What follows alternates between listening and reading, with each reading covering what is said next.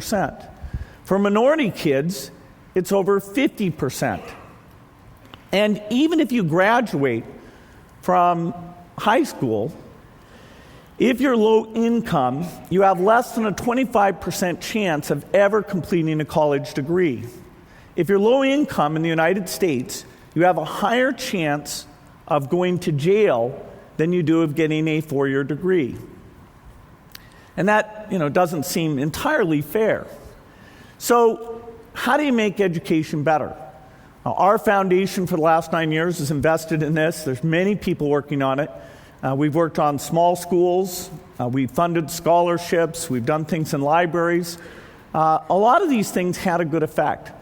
But the more we looked at it, the more we realized that having great teachers was the very key thing.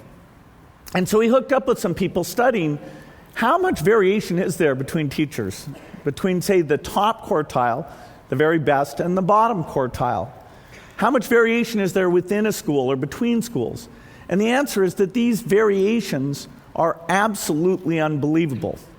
A top quartile teacher will increase the performance of their class based on test scores by over 10% in a single year.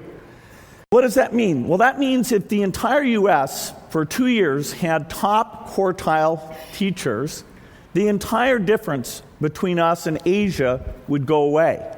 And within 4 years, we would be blowing everyone in the world away. So it's simple. All you need is those top quartile teachers. And so you'd say, well, wow, that's good. We should reward those people. We should retain those people. We should find out what they're doing and transfer that skill to other people. But I can tell you that absolutely is not happening today. What are the characteristics of this top quartile? What do they look like? You might think, well, these must be very senior teachers. And the answer is no. Once somebody is taught for 3 years, their teaching quality does not change thereafter. The variation is very, very small.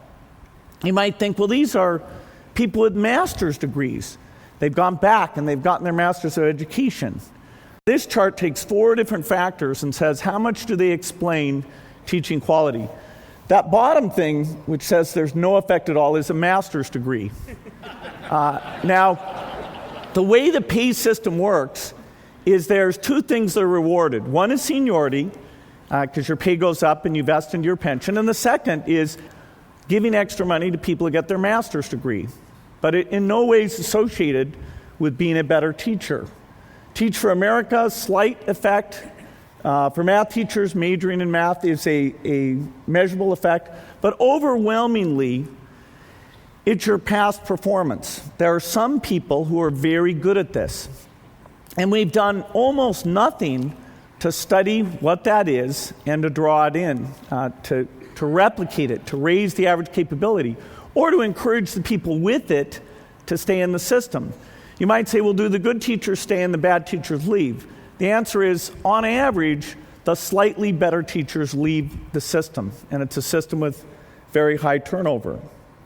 Now, there are a few places, very few, where great teachers are being made. A good example of one is a set of charter schools called KIPP. KIPP means knowledge is power. It's an unbelievable thing. They have 66 schools, mostly middle schools, 7 high schools, and what goes on is great teaching. They take the poorest kids, and over 96% of their high school graduates go to 4-year colleges. And the whole spirit and attitude in those schools is very different than in the normal public school. They're team teaching. They're constantly improving their teachers. They're taking data, the test scores, and saying to a teacher, hey, you caused this amount of increase. And so they're deeply engaged in making teaching better. When you actually go and sit in one of these classrooms, at first it's very bizarre. I sat down and I thought, what is going on? The teacher was running around and the energy level was high. I thought, well, I'm in the sports rally or something. What's going on? And the teacher was constantly scanning to see which kids weren't paying attention, which kids were bored, and calling on kids rapidly, putting things up on the board. It was a very dynamic environment because particularly in those middle school years, 5th through 8th grade, keeping people engaged and setting the tone that everybody in the classroom needs to pay attention. Nobody gets to make fun of it or have the position of, the kid who doesn't want to be there. Everybody needs to be involved. And so KIPP is doing it. How does that compare to a normal school? Well, in a normal school, teachers aren't told how good they are. The data isn't gathered. In the teacher's contract, it will limit the number of times the principal can come into the classroom, sometimes to once per year. And they need advance notice to do that. So imagine running a factory where you've got these workers, some of them just making crap, and the management is told, hey, you can only come down here once a year, but you need to let us know because we might actually fool you and try and do a good job in that one brief moment. Even a teacher who wants to improve doesn't have the tools to do it. They don't have the test scores. And there's a whole thing of trying to block the data. For example, New York passed a law that said that the teacher improvement data could not be made available and used in the tenure decision for the teachers. And so that's sort of working in the opposite direction. But I'm optimistic about this. I think there's some clear things we can do. First of all, there's a lot more testing going on, and that's given us the picture of where we are.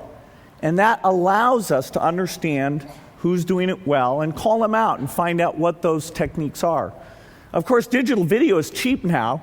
Putting a few cameras in the classroom and saying that things are being recorded on an ongoing basis is very practical in all public schools. And so every few weeks, teachers could sit down and say, okay, here's a little clip of something I thought I did well. Here's a little clip of something I think I did poorly. Advise me when this kid acted up. How should I have dealt with that? And they can all sit and work together on those problems. You can take the very best teachers and kind of annotate it, have it so everyone sees who is the very best teaching this stuff. You can take those great courses and make them available so that a kid could go out and watch the physics course, learn from that. If you have a kid who's behind, you would know you could assign them that video to watch and review the concept. And in fact, these free courses could not only be available just on the internet, but you could make it so that DVDs were always available, and so anybody who has access to a DVD player can have the very best teachers. And so by thinking of this as a personnel system, we can do it much better. There's a book actually about KIPP, the place that this is going on. Jay Matthews, a Newsweek reporter, wrote called Work Hard, Be Nice.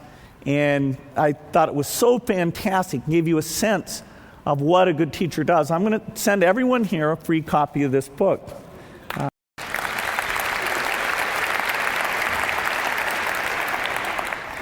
Now, we put a lot of money into education, and I really think that education is the most important thing to get right for the country to have as strong a future as it should have. In fact, we have in the stimulus bill, it's interesting, the House version actually had money in it for these data systems, and was taken out in the Senate because there are people who are threatened by these things. But I'm optimistic. I think people are beginning to recognize how important this is, and it really can make a difference for millions of lives if we get it right. Well, I only had time to frame those two problems. There's a lot more problems like that. AIDS, pneumonia. I can just see you're getting excited just at the very name of these things. And the skill sets required to tackle these things are very broad. The system doesn't naturally make it happen. Governments don't naturally pick these things in the right way. The private sector doesn't naturally put its resources into these things.